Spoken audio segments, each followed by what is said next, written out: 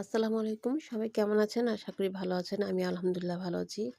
তো বিসমিল্লাহ বলে নতুন একটা ভিডিও নিয়ে চলে আসলাম। আজকে আমি হাতে কাটা সেমাই রান্না করব। তাই সেমাই বানানোর জন্য আটা সিদ্ধ করে নিয়েছি। তো এখন লম্বা, লম্বা করে আটা লিচি কেটে নিচ্ছি। ছোট, ছোট করে এখন বানিয়ে নিচ্ছি হাতে বানানো সেমাই। তো আমি একা বানাচ্ছি না, আমি বানাচ্ছি, আমার ভাবি বানাচ্ছে, আমার বোন বানাচ্ছে, সবাই মিলে বানাচ্ছি। এই দেখুন আমার সবগুলো বানানো শেষ। এখন আমি চুলাতে একটা হাঁড়িতে পানি দিয়ে দিলাম, পানি আর খেজুরের গুড় দিয়ে দিলাম, আর নারকেল দিয়ে দিলাম একটু বেশি পরিমাণ। নতুন খেজুরের গুড় দিয়ে খেতে অনেক স্বাদ। তো বড় একটা পাতিলে বসিয়ে দিয়েছি, পানিটা বড় বসে গেছে। তো আরেকটু নারকেল আমি দিয়ে দিলাম,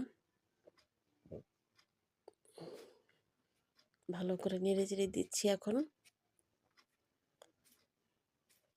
পানিগুলো কিছুক্ষণ ভালো করে ফুটতে হবে। তাই এখন অল্প অল্প করে আমি সেমাইগুলো দিয়ে দিচ্ছি। একবারে দিয়ে দিলে লেগে যাবে, তাই অল্প অল্প করে দিয়ে দিচ্ছি আমি। দিয়ে একটু পর পর লাড়া দিব।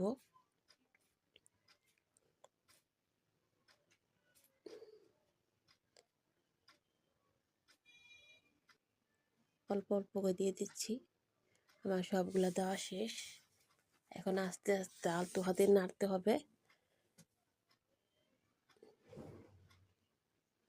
এখন কিছুক্ষণ বলক উঠে গেছে।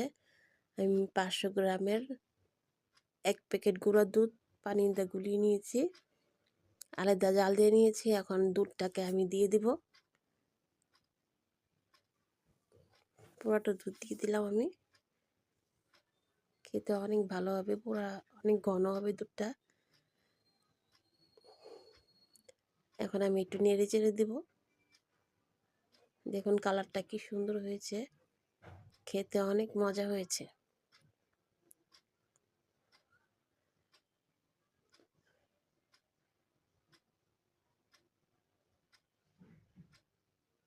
এখন আমি কিছুক্ষণ ফুটিয়ে নিব।